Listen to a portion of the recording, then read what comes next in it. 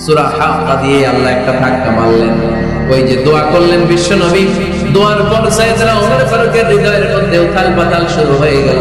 সব সময় লুকিয়ে লুকিয়ে বিশ্বনবীরে ফলো করে।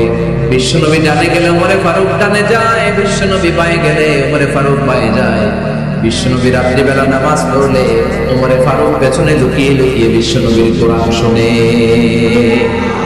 বিশ্বনবী মসজিদুল হারামের পাশে দাঁড়িয়ে রাতের এশার সালাত আদায় করছিলেন। ওই টাইমে বিশ্বনবী সূরাতুল হাক্কা তেলাওয়াত করছিলেন। কোন সূরা? সূরাতুল হাক্কা বিশ্বনবী তেলাওয়াত করছেন। ওমরে ফারুক মন্ত্রমুগ্ধ হয়ে বিশ্বনবীর কণ্ঠের তেলাওয়াত শুনে। বিশ্বনবীর তেলাওয়াতের কণ্ঠ আমাদের কণ্ঠের মতো নাকি? বিশ্বনবীর কণ্ঠ কারি বাসাদের কণ্ঠের মতো? আহমদ বিন ইউসুফের কণ্ঠের মতো? আমার নবীর কণ্ঠের সুরের ঝংকারের সাথে পৃথিবীর কোন কারি সাহেবের তুলনা চলবে? কত মধুর, কত সুন্দর, কত অসাধারণ তেলাওয়াত করতেন আমার বিশ্বনবী। একবার তেলাওয়াত শুনলে পাগল না হয়ে কেউ থাকতে পারত না।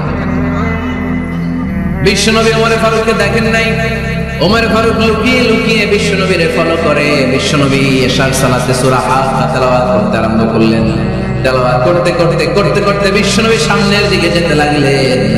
বিশ্বনবীর চমৎকার কণ্ঠের তেলাওয়াত শুনে ওমরে ফারুক মুগ্ধ হতে লাগলো। ওমরে ফারুক অবাক, কিরে এত সুন্দর শব্দের গাঁথনি, এত সুন্দর বাক্য, এত সুন্দর অন্তমিল, এত সুন্দর কথা, এটা কবিতার মতো লাগে। মনে হয় মুহাম্মদ কবি হয়ে গেছে। কি হয়ে গেছে? সবাই বলে মনে হয় মুহাম্মদ কবি হয়ে গেছে, কাব্য প্রতিভা দিয়ে নিজেই কবিতা বানাচ্ছে। ওমরে ফারুক যখন মনে মনে ভাবলেন এগুলো মনে হয় মুহাম্মদ কবিতা পড়ে, মুহাম্মদ মনে হয় কবি হয়ে গিয়েছে। ইন দ্য মিন টাইম বিশ্বনবী তেলাওয়াত করছিলেন সূরা হাক্কা থেকে। ওয়ামা হুয়া বিকাউলি শাইরিন কলিলাম মা তুমিনুন। এর অর্থ হলো এটা কোনো কবির বানানো কবিতা নয়, তোমরা অল্প সংখ্যক লোকই এই কোরআনের উপরে ঈমান আনো। সুবহানাল্লাহ। বিশ্বনবী ওমর ফারুককে দেখছেন নাকি? কথা কয় না? দেখেছে না? বিশ্বনবী তেলাওয়াত করে যাচ্ছে। ওমর ফারুক যখন মনে করলেন কি রে এই কথাগুলো এত সুন্দর, এটা মনে হয় কবিতা। ইন দ্য মিন টাইম বিশ্বনবী যে আয়াতটা তেলাওয়াত করছিলেন কোইন্সিডেন্টলি দৈবাত মিলে গিয়েছে। ওই আয়াতের অর্থ ছিল এটা কোনো কবির বানানো কবিতা না, খুব অল্প সংখ্যকই তোমরা ঈমান আনো। এবার তো ওমর ফারুক আটকে উঠলেন, ঘটনা কি? আমি মনে মনে ভাবলাম মুহাম্মদ কবি, আর যেটা পড়তেছে এটা কবিতা, কিন্তু মুহাম্মদ আমরা দেখেও নাই, কিন্তু বলতেছে এটা কবির বানানো কবিতা না। তাহলে মুহাম্মদ মনে হয় গণক হয়ে গেছে। কার মনে কি চলে না দেখেই বলতে পারে। নাউজুবিল্লাহ পড়বেন না? ওমর ফারুক এবার মনে মনে ভাবে মুহাম্মদ তাহলে কবি না, আগেরটা ভুল ধারণা আমি করেছি। মুহাম্মদ কবি নয়, মুহাম্মদ হলো গণক। আওয়াজ করে পড়েন না আউযুবিল্লাহ। মুহাম্মদ মানুষের মনে কি চলে গণনা করে সব টের পেয়ে যায়, সব বুঝতে পারে। বিশ্বনবী তখন যে আয়াতটা তেলাওয়াত করছিলেন সেটা হলো ওয়ালা বিকাউলি কাহিনিন কলিলাম মা তাযাক্কারুন। বিশ্বনবী তখন যে আয়াতটা তেলাওয়াত করছিলেন এই আয়াতের অর্থ হলো এটা কোনো গণকের বানানো কথা নয়, খুব অল্প সংখ্যক লোকই তোমরা উপদেশ গ্রহণ করো। বিশ্বনবী ওমর ফারুককে দেখে, কথা কয় না? দেখে না, কিন্তু মিলে যাচ্ছে। ওই আয়াতের পরের আয়াতটা ছিল এটা গণকের বানানো কোনো গণনা নয়, খুব অল্প সংখ্যকই তোমরা ঈমান আনো। এবার তো ওমর ফারুক বেহুশ। হায় হায়, প্রথমে ভাবলাম কবিতা, সে বলে যাচ্ছে না কবির বানানো কবিতা না। এরপর মনে মনে ভাবলাম মনে হয় গণক, সে বলে না এটা গণকের বানানো গণনা নয়। তাহলে এটা কি? এটা কি? কি এটা? কি বলে মুহাম্মদ, যার কণ্ঠের তেলাওয়াত শুনলে মানুষ পাগল হয়ে যায়। বিশ্বনবী তখন পড়তে আরম্ভ করলেন তানজিলুম মির রাব্বিল আলামিন।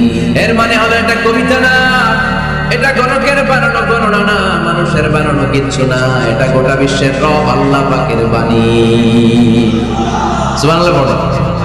এই 2 নাম্বার ডোজ করছে। প্রথম ডোজ করছে দোয়ার ডোজ। প্রথম ডোজ কিসের? দোয়া। 2 নাম্বার সূরা হাক্কা দিয়ে আল্লাহ দিলেন এক ধাক্কা। এই সূরা হাক্কার ওই ঘটনার পর ওমর ফারুক পাগল পড়া। কি ঘটে গেল আমার সাথে ওই দিন? আমি মনে মনে যা ভাবি সব মুহাম্মদ বুঝে। আল্লাহ 2 নাম্বার ডোজ দিলেন সূরা হাক্কা দিয়ে এক ধাক্কা। সুবহানাল্লাহ পড়ো। এরপর ওমর ফারুক প্রায় বিশ্বনবীর কথা ভাবেন, বিশ্বনবী কোথায় যান লুকিয়ে লুকিয়ে দেখেন। এবার রব্বুল আলামিন ভাবলেন এবার সূরা তাহা দিয়ে আমি 3 নাম্বার ডোজ দিয়ে দেব, বলেন সুবহানাল্লাহ। এবার 3 নাম্বার ডোজ পাবেন, কিন্তু শয়তান ওয়াসওয়াসা দিচ্ছে, ওমর ফারুক যাও, মক্কায় ঘোষণা হয়েছে মুহাম্মদের কল্লা এনে দিতে পারলে এত এত স্বর্ণ মুদ্রা। শয়তানের ওয়াসওয়াসায় আবার ভুল পথে হাঁটতে লাগলেন সাইয়েদনা ওমর, নাঙ্গা তরবার নিয়ে বিশ্বনবীর মাথা কাটার জন্য বের হয়ে গেলেন। বনু জাহারা গোত্রের একটা লোক বলে, ওমর তুমি কোথায় যাও? ওমরে ফারুক বলেন, মুহাম্মাদের কল্লা কাটার জন্য যাচ্ছি। পড়েন নাউজুবিল্লাহ। আবু জাহারা গোত্রের লোক বলে, তুমি মুহাম্মাদের কল্লা কাটতে যাও? আরে তোমার বোন ফাতিমা বিনতে খাত্তাব আর তোমার বোনের জামাই সাঈদ, এরা তো দুজন কালিমা পড়ে মুসলমান হয়ে গেছে। আরে মুহাম্মাদের কল্লা পরে কাটো, আগে ঘর সামলাও, যে ওমর আগে ঘর সামলাও, পরে তুমি মুহাম্মাদের কল্লা কাটতে যাও। ওমরে ফারুক রেগে গেলেন, রাস্তা ঘুরিয়ে বাড়ির দিকে চলতে আরম্ভ করলেন। তাকে তিনি গড়গড় করছেন।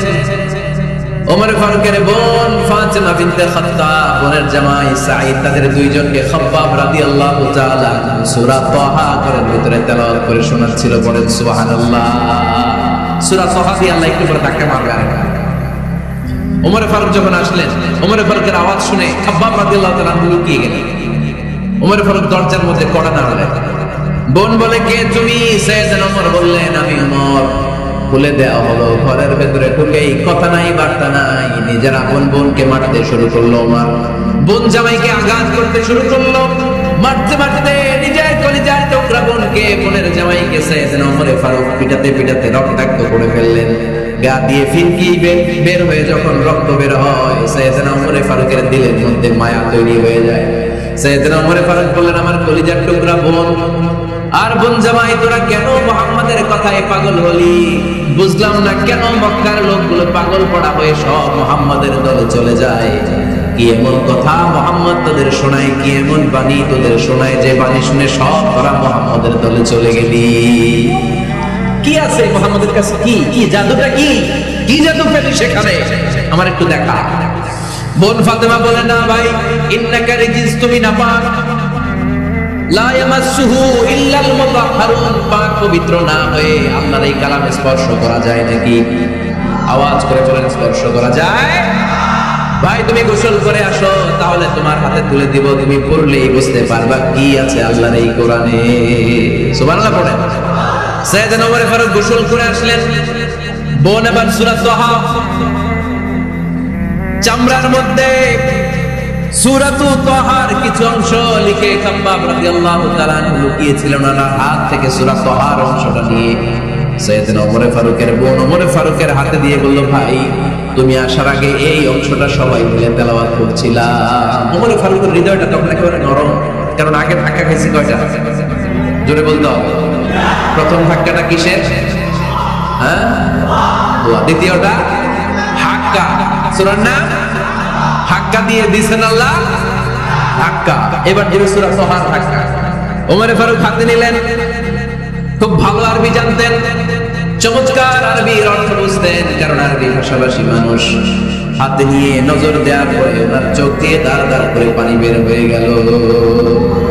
ওমর ফারুক আয়াতগুলোর দিকে তাকিয়ে পড়তে আরম্ভ করলেন, তাহা মা আনজালনা আলাইকাল কুরআনা লিতাশকা ইল্লা তাযকিরাতান লিমান ইয়াখশা তানজিলাম মিম্মান খালাকাল আরদা ওয়াস সামাওয়াতিল উলা।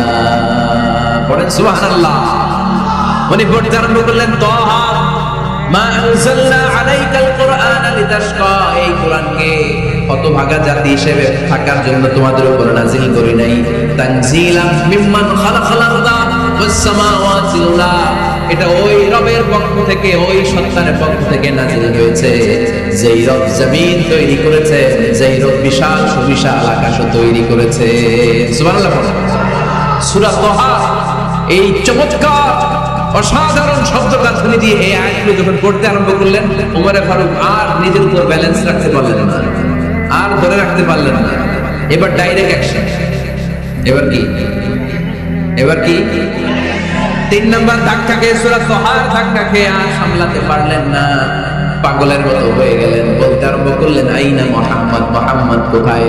সাইয়েদনা খাব্বাব বললেন বিশ্বনবী সাফা পাহাড়ের পাদদেশে দারুল আরকাম ইবনে আবিল আরকামের ঘরে বসে বসে লুকিয়ে লুকিয়ে কোরআনের দাওয়াত দিচ্ছে। ওমর, তুমি যদি মুহাম্মদ সাল্লাল্লাহু আলাইহি ওয়াসাল্লামের দেখা পেতে চাও তাড়াতাড়ি দারুল আরকামের ঘরের দিকে ছুটে যাও। ওমর ফারুক তলোয়ার নিয়ে ছুটলেন, পাগলের মতো ছুটলেন, আর ধৈর্য ধারণ করতে পারেন না। বিশ্বনবীর নূরানী চেহারাটা একবার দেখার জন্য পাগলের মতো ছুটতে আরম্ভ করলেন। ওমর ফারুককে দারুল আরকামের কাছে আসতে দেখে বিশ্বনবীর চাচা হামজা ইবনে আব্দুল মুত্তালিব এসে বলে, নবী তাড়াতাড়ি দারুল আরকামের ঘর থেকে আপনি পালিয়ে অন্য কোথাও চলে যান। ওই যে ওমর ইবনে খাত্তাব নাঙ্গা তলোয়ার নিয়ে আপনার উপর আক্রমণ করার জন্য ছুটে আসছে গো নবী।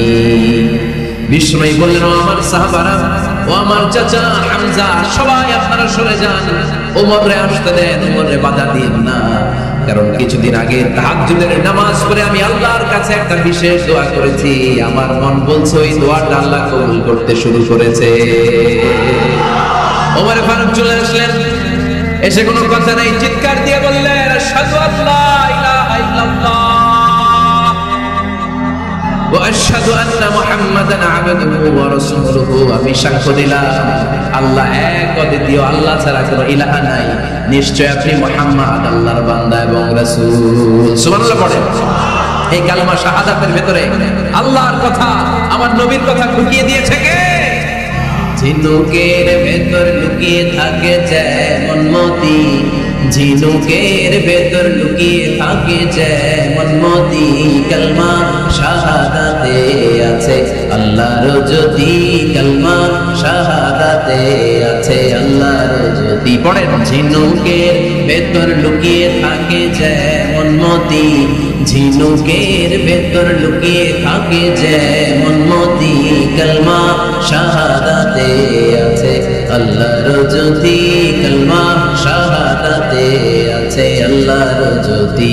পড়েন আল্লাহু আকবার। ওই শাহাদাতের জ্যোতি সাইয়েদনা ওমর ফারুকের হৃদয়টারে উজালা করে দিল। দুনিয়ার সব ভয়কে পেছনে ফেলে এক আল্লাহর ভয়কে অন্তরে ধারণ করে আওয়াজ করে বললেন, আশহাদু আল্লা ইলাহা ইল্লাল্লাহু ওয়াহদাহু লা শারীকা লাহু ওয়া আশহাদু আন্না মুহাম্মাদান আবদুহু ওয়া রাসূলুহু। পড়েন সুবহানাল্লাহ। তিনটা ধাক্কা। কয়টা? সবাই বলতে হবে কয়টা? প্রথম ধাক্কাটা দোয়া, দ্বিতীয় ধাক্কা হাক্কা, তৃতীয় ধাক্কা সূরা তাহা। তিনটা ধাক্কার মাধ্যমে সাইয়েদনা ওমর ফারুককে মুসলমানদের লিডার বানায় দিল কে? ওমর ফারুক কালিমা পড়ে মুসলমান হয়ে গেছে। নও মুসলিম সাহাবাদের মধ্যে আনন্দের বন্যা বয়ে গেল। বিশ্বনবী খুশি হয়ে গেলেন, আল্লাহর শুকরিয়া করলেন, আল্লাহ তুমি আমার দোয়া ফিরিয়ে দাও। আমি বলেছি দুজনের একজনকে চাই, তুমি ওমর ফারুককে দান করেছো। বলেন আলহামদুলিল্লাহ। এবার ওমর ফারুক বিশ্বনবীর প্রশ্ন করলেন, নবী আলাসনা আলাল হক, আমি প্রশ্ন করি উত্তর দেন, আমরা কি সত্যের উপর নাই? বিশ্বনবী বললেন, বালা ওমর, আমরা এই সত্যের উপরে আছি। আমাদের কোরআন কি সত্য নয়? বিশ্বনবী বললেন, কোরআন সত্য। আমাদের রব আল্লাহ কি সত্য নয়? বিশ্বনবী বললেন, সত্য। ওমর ফারুক বললেন, তাহলে ফিমাল ইখতিফা, তাহলে লুকিয়ে লুকিয়ে আর গোপনে দাওয়াতি কাজ কেন? আপনি সত্য নবী, কোরআন সত্য কিতাব, আমার রব আল্লাহ সত্য, আর আমি ওমর কালিমা পড়ে মুসলমান হয়ে গিয়েছি, তাহলে ফিমাল ইখতিফা, আর লুকিয়ে লুকিয়ে কোরআনের দাওয়াত দিবেন কেন? বের হন, মক্কার শহরের মাঝখানে চলে আসেন, চিৎকার করে আমরা আল্লাহর নামের ঘোষণা দেব। বিশ্বনবী বললেন, না ওমর,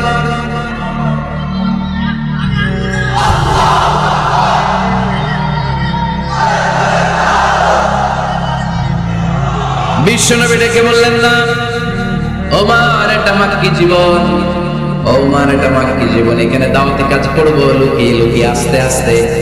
আল্লাহ যখন আমাদেরকে বিজয়ী করে দিবে তখন আমরা প্রকাশ্যে দাওয়াত দিলে কোনো সমস্যা নাই। সাইয়েদনা ওমর ফারুক বলেন, না ও নবী, আমার উপর ছেড়ে দেন, আমি দেখবো আপনি আমারে শুধু মক্কার জমিনে একটা মিছিল দেওয়ার অনুমতি দেন। কিসের অনুমতি? আল্লাহর নামের তাকবীর দেওয়ার অনুমতি দেন। বিশ্বনবী বললেন, ঠিক আছে, সাবধানে তাকবীর দিও। ওমর ফারুক তাকবীর দেওয়ার জন্য লোক খুঁজতে আরম্ভ করলেন। মুসলিম 11 জন সাহাবাকে খুঁজে পেলেন। কয়জন? ওমর ফারুক বললেন 11 জনই চলবে। 11 জনকে 2 লাইন করলেন। কয় লাইন? পিছনে 6 জন, সামনে 5 জন, পিছনের লাইনের নেতা বানিয়ে দিলেন বিশ্বনবীর চাচা হামজা ইবনে আব্দুল মুত্তালিবকে। প্রথম লাইনের 5 জনের নেতৃত্ব দিতে আরম্ভ করলেন সাইয়েদনা ওমর ফারুক নিজেই। 2 লাইন তাকবীর দিতে জানলে বেশি মানুষ লাগে না, 10 জন দিয়ে গোটা বিশ্বটারে কাঁপিয়ে দেয়া যায়। 11 জন 6 আর 5 ওমর ফারুক সামনে দাঁড়ালেন। ওমর ফারুক সামনে দাঁড়িয়ে এবার আল্লাহর নামের স্লোগান দিবেন। ওমর ফারুক বলেন, আমরা খুব লম্বা চূড়া স্লোগান দিব না, খুব ছোট্ট, দারুল আরকামের ঘর থেকে কাবা ঘর পর্যন্ত, বাইতুল্লাহ পর্যন্ত, এতটুকু জায়গা আমরা তাকবীর দিতে দিতে সামনের দিকে এগোবো, পৃথিবীর কোনো শক্তি আমাদেরকে থামায় দিতে পারবে না। ওমর ফারুক তখন এক বাক্যের একটা ভাষণ দিলেন। কয় বাক্যের? ওমর ফারুক সামনে দাঁড়িয়ে বললেন, মান আরাদা আন তাসকুলা উম্মু ইয়া জামা ওয়ালাদু তারমিলা যাওজাতুহু ফালিয়াসুদ্দানি। কে আছো? মান আরাদা আন তাসকুলা উম্মু, কে আছো মায়ের বুক খালি করতে চাও? ইয়া জামা ওয়ালাদু, কে আছো বাচ্চাগুলারে, সন্তানগুলারে ইতিম বানাতে চাও? তারমিলা যাওজাতুহু, কার এত বড় বুকের পাটা আছে দেখি, কে আছো স্ত্রীকে বিধবা বানাতে চাও? বুকের পাটা থাকলে আমি ওমরের থামা, যদি সাহস থাকে আমি ওমরের মিছিল থামা। ওমর ফারুক শুরু করলেন, আল্লাহু আকবার, আল্লাহু আকবার, আল্লাহু আকবার। স্লোগান দিতে দিতে সাইয়েদনা ওমর ফারুক কাবার গিলাফ যে স্পর্শ করলেন, ওমর ফারুকের এই স্লোগান কেউ থামাতে পারে নাই। কিয়ামত পর্যন্ত এই আল্লাহর নামের স্লোগান কেউ থামাতে পারবে না। চিল্লায় বলো ঠিক কিনা?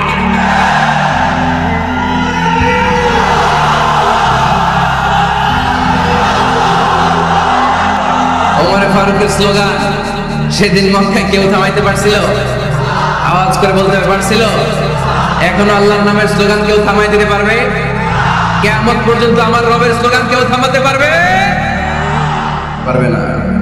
ওমর ফারুক স্লোগান দিলেন, আবু জাহেল, উতবা, শাইবা, ওয়ালিদ ইবনে মুগীরা আল্লাহু আকবার ধ্বনি শুনে বাইরে আসছে। কিরে, এত বড় স্লোগান, আমাদের কাছ থেকে পারমিশন নেয় নাই, অনুমতি নেয় নাই। অনুমতি নেওয়া ছাড়াই স্লোগান শুরু। বের হয়ে দেখে মিছিলের সামনে ওমর। ওমর ফারুককে দেখে আবু জাহেল দিছে এক দৌড়, উতবা দিছে আরেক দৌড়, শাইবা দিছে বহু দৌড়। সুবহানাল্লাহ পড়বেন না? এজন্য ওমর বেশি লাগে না, ওমর লাগে একজন। চিল্লায় বলতে হবে, ওমর ফারুক লাগে কয়জন? একজন। ওমরই গোটা বিশ্বের চেহারা পাল্টে দিতে সক্ষম। চিল্লায় বলে ঠিক কিনা? গোটা বিশ্বে মুসলমানদের আছে করুণ অবস্থা। আমাদের কোনো সেন্ট্রাল লিডারশিপ নাই। আমাদের মুসলিম দেশগুলোরে এক করে রাখবে, ভাইয়ের মতো রাখবে, আমাদের স্বার্থ নিয়ে কথা বলবে, এরকম নেতা আমাদের নাই। ঠিক কিনা? আমরা সেই ওমর ফারুকের অপেক্ষায়, আমরা সেই ইমাম আল মাহদির অপেক্ষায়, যার একটা হুঙ্কারের আহ্বানে গোটা বিশ্বের সব মুসলমান এক প্ল্যাটফর্মে চলে আসবে। ওইরকম নেতা একজন লাগবে। কয়জন? গোটা মুসলিম উম্মাহকে একত্রিত করার জন্য একজন ওমরে যথেষ্ট। ঠিক কিনা? আবার বিশ্বনবী বলছেন, লা নাবিয়্যা বা'দি ওয়ালা রাসূলা, আমার পরে কোনো নবী নাই, আমার পরে কোনো রাসূল নাই।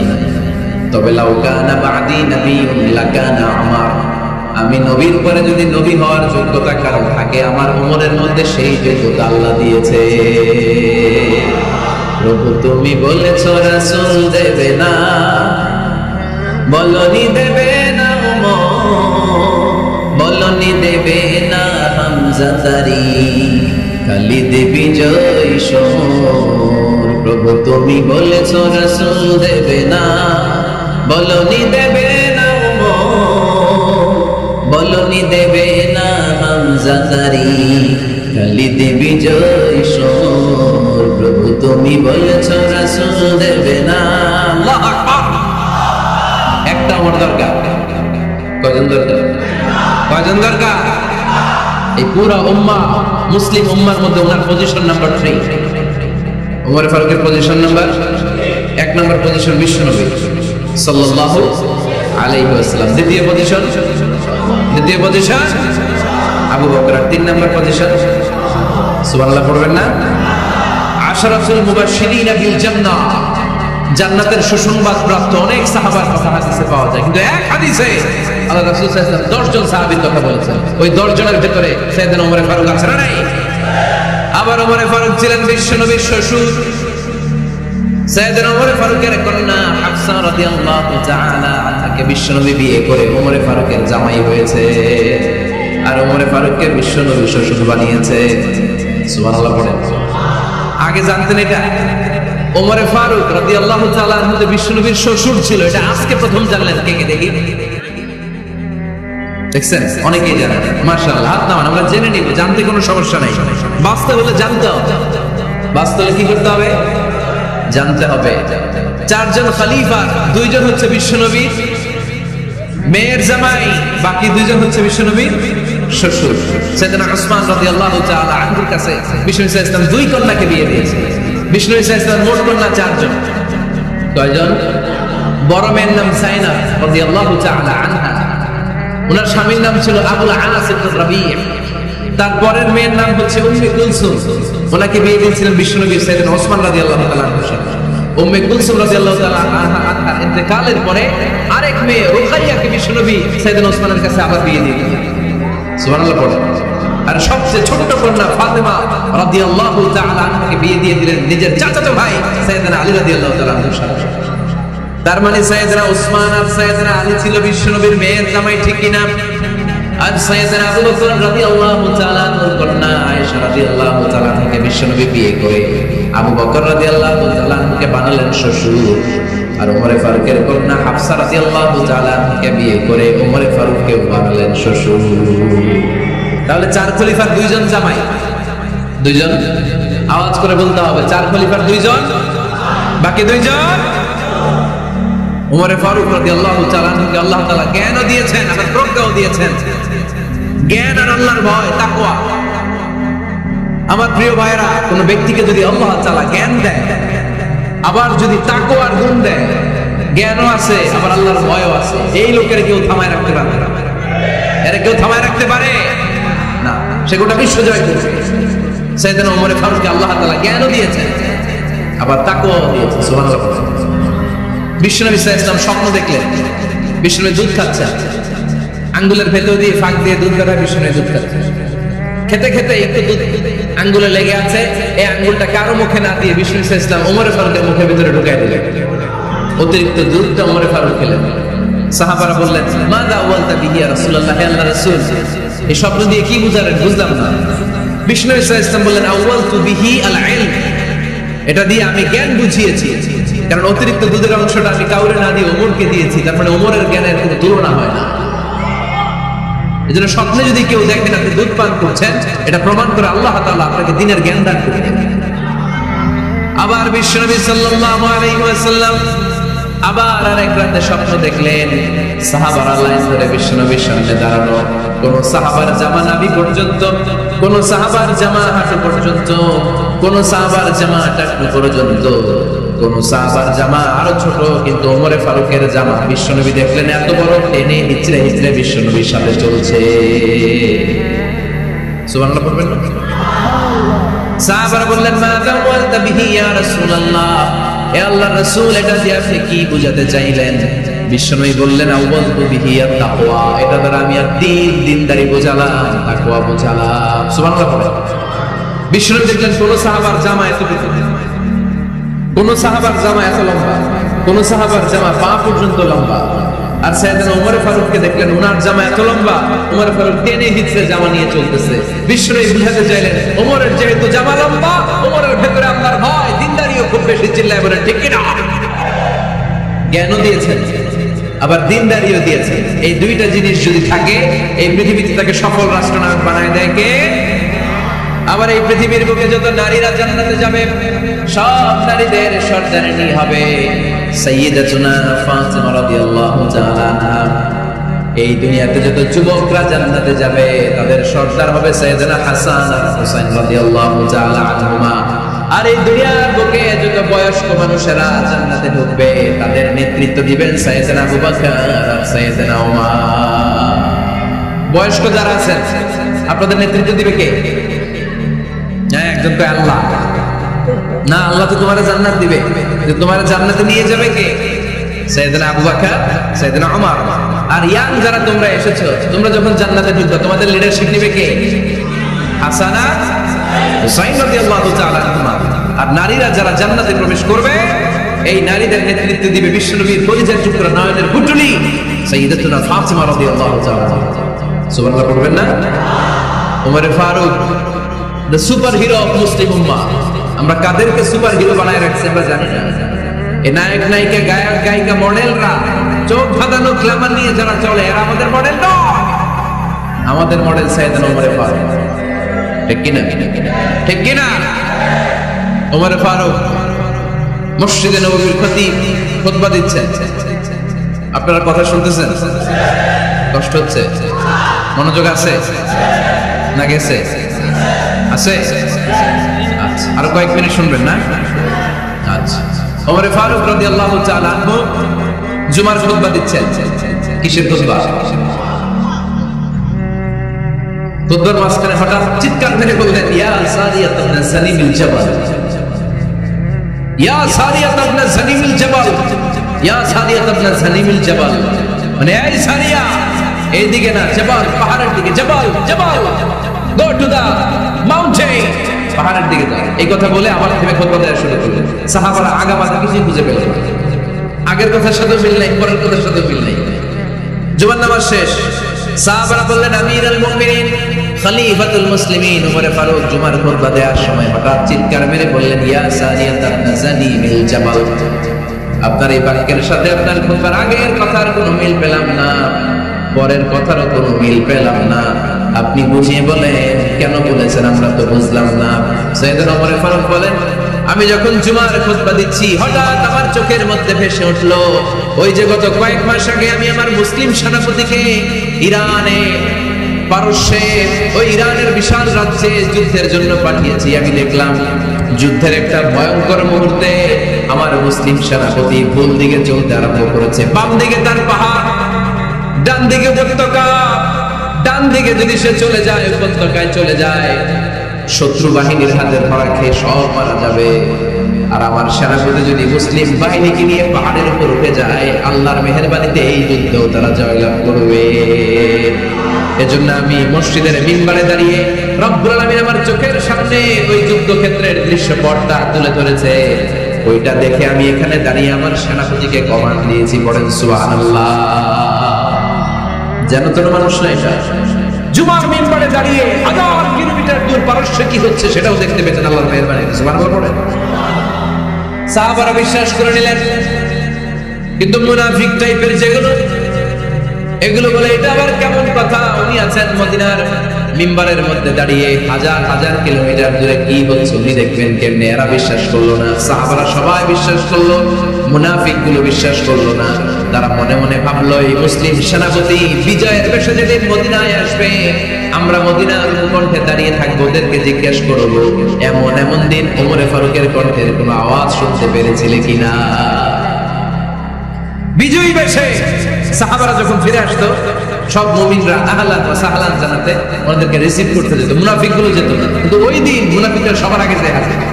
মুসলিম সেনাপতি যখন ঢুকলো, জিজ্ঞেস করলো, মুসলিম সেনাপতি এত এত দিন আগের কথা, জুমার দিন দুপুরবেলা যুদ্ধক্ষেত্রে হঠাৎ করে আমিরুল মুমিনিনের কোনো কথা তুমি তোমার কান দিয়ে শুনতে পেরেছিলে কিনা বলো। সেনাপতি বলল, তোমরা কেমন করে বুঝলা, কেমন করে তোমরা জানলা? তোমরা ঠিকই জেনেছো, ঠিকই ধরেছো, ঠিকই বলেছো। যুদ্ধের কঠিন মুহূর্তে ভুল করে আমি উপত্যকার দিকে মুসলিম বাহিনীকে নিয়ে ছুটতে আরম্ভ করেছিলাম। হঠাৎ করে আমিরুল মুমিনিনের একটা কণ্ঠ আমার কানের ভেতরে ভেসে আসলো। আমি শুনতে পেলাম, ইয়া সারিয়াত ইবনে সানিমিল জাবাল, ডান দিকে উপত্যকার দিকে যেও না, তাড়াতাড়ি বাম দিকে পাহাড়ের উপর চড়ে যা। শুনেছি আমি, আমরা নিজ কানে শুনেছি, তোমরা কি করে জানো? আমি নিজে শুনেছি।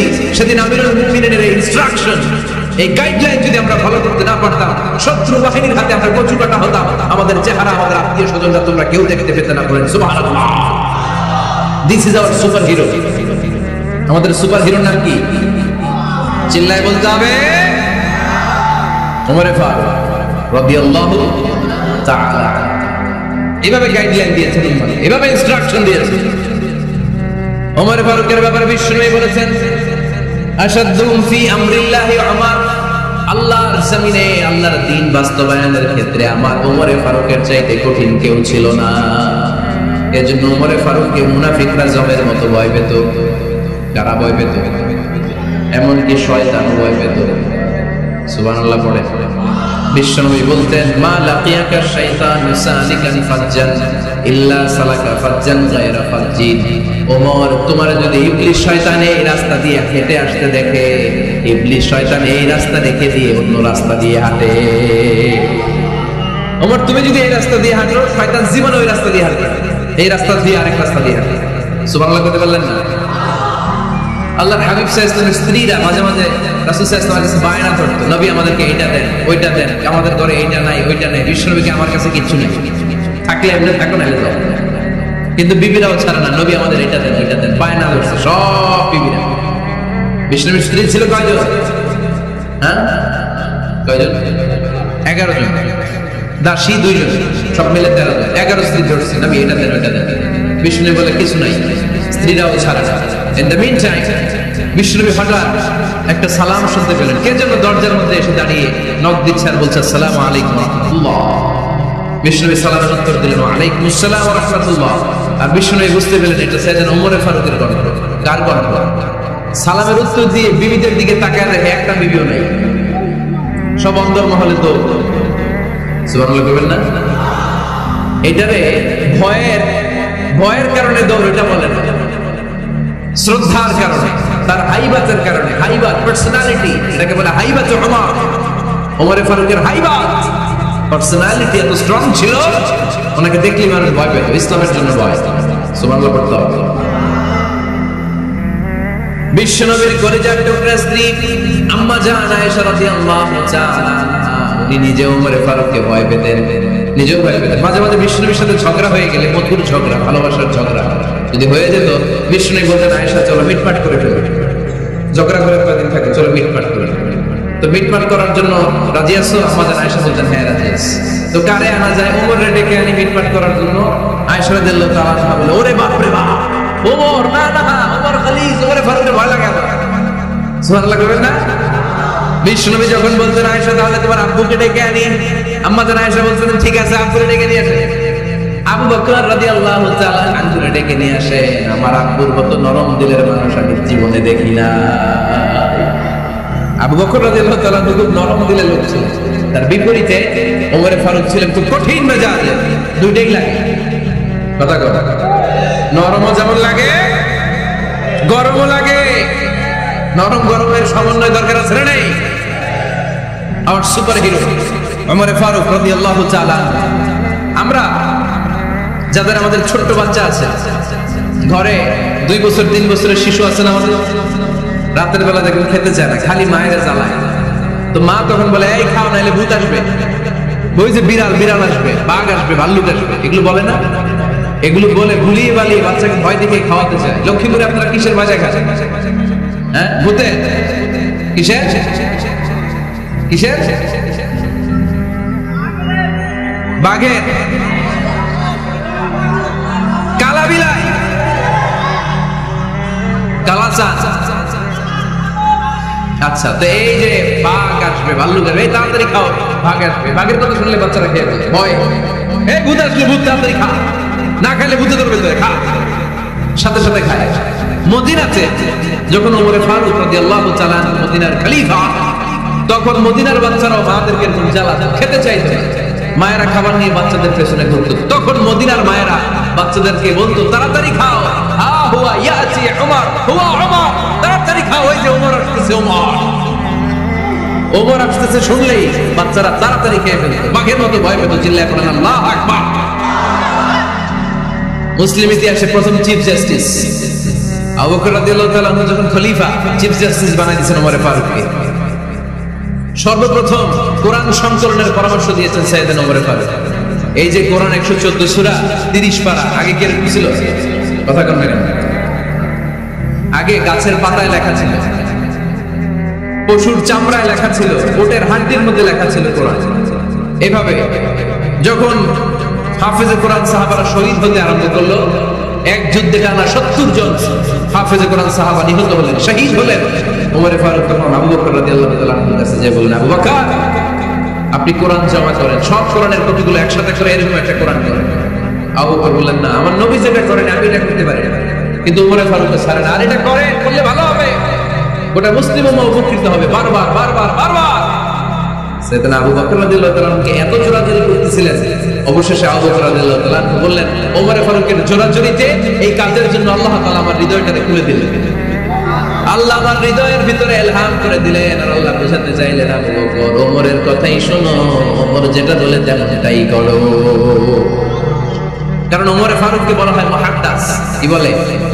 সবাই বলেন কি বলে? মুহাদ্দিস নামিয়া। মুহাদ্দিস মানে যে হাদিস বিশারদ, আর মুহাদ্দিস মানে যার মুখ থেকে আল্লাহর কথাগুলো বের হয়। আল্লাহ কি বলতে চায়, আল্লাহ তাআলা ওই কথাগুলো, ওই ভাবনাগুলো ওই লোকের মুখ দিয়ে বের করে দেয়। জোরে বলেন সুবহানাল্লাহ। বিশ্বনবী বললেন লিকুল্লি উম্মাতিন মুহাদ্দিস, সব উম্মতের মধ্যে আল্লাহ তাআলা একজন করে মুহাদ্দিস পাঠায়। আমার উম্মতের মধ্যে মুহাদ্দিস লোকটার নাম হলো ওমর। বিভিন্ন সময়ে ওমর ফারুক যেমনটা ভাবতেন ঠিক তেমন কোরআনের আয়াত পাঠিয়েছে কে? মদিনার সবচেয়ে বড় মুনাফিকের নাম হচ্ছে আব্দুল্লাহ ইবনে উবাই ইবনে সালুল। নাম শুনছেন? মুনাফিক চিনেন তো আপনারা? ভিতরে এক বাইরে আরেক, তার নাম সর্দার হচ্ছে আব্দুল্লাহ ইবনে উবাই ইবনে সালুল। ইন্তেকালের পরে তার ছেলে আব্দুল্লাহ এসে বলে, ইয়া রাসূলুল্লাহ, এটা চমৎকার ঘটনা, মনোযোগ দিয়ে শুনুন। ইয়া রাসূলুল্লাহ, আমার আব্বা আব্দুল্লাহ ইবনে উবাই ইবনে সালুল মুনাফিকদের লিডার, আপনিও জানেন আমিও জানি, কিন্তু আমার তো বাবা, আমার কি, আমার তো মায়া লাগে। ইয়া রাসূলুল্লাহ, আমার আব্বা ইন্তেকাল করেছে, আপনার গায়ের একটা জামা খুলে দেন। কি খুলে দেন?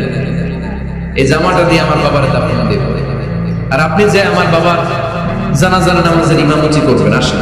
ওমর ফারুক বললেন, না, আপনি যাবেন না। বিশ্বনবী দয়ার নবী, মায়ার নবী, রহমতের নবী, মায়া লেগে গেছে, আব্দুল্লাহর চোখের পানি দেখে যেতে আরম্ভ করলেন। ওমর ফারুক বললেন, খবরদার, নবী যাবেন না। বিশ্বনবী যাওয়ার জন্য রওনা হলেন। ওমর ফারুক বিশ্বনবীর জুব্বা টেনে ধরলেন। সুবহানাল্লাহ। আমাদের দেশে কি বলতাম আমরা? বেয়াদবি করছে না? না, সম্পর্কটা এমন ছিল। ওমর ফারুক জুব্বা টেনে ধরেছেন। যখন আল্লাহ আয়াত নাযিল করলেন, ইস্তাগফির লাহুম আও লা তাস্তাগফির লাহুম ওয়া ইন তাস্তাগফির লাহুম 70 মাররাতান ফালাই ইয়াগফিরাল্লাহু লাহুম। বিশ্বনবী ওমর ফারুককে সরিয়ে দিয়ে জুব্বাটা হ্যাচকা টান মেরে জানাজার নামাজের ইমামতি করে আসলেন।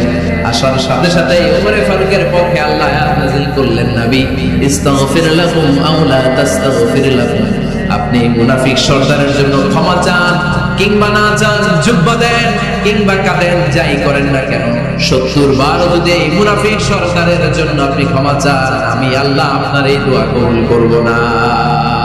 খবরদার, এটাই ফার্স্ট, এটাই লাস্ট। আর কোন মুনাফিকের জানাজা দিতে আপনি যাবেন না। ওমর ফারুকের পক্ষে কোরআনের আয়াত নাযিল করেছে কে? ওইরকম ওমর আমাদের কয়টা লাগবে? চিল্লায় বলতে হবে কয়টা? কারণ সাইয়েদনা ওমর ফারুক আমাদের অনুপ্রেরণা, সাইয়েদনা আবু বকর আমাদের অনুপ্রেরণা, হামজা আমাদের অনুপ্রেরণা, সাইয়েদনা বেলাল ইবনে রাবাহ আমাদের অনুপ্রেরণা।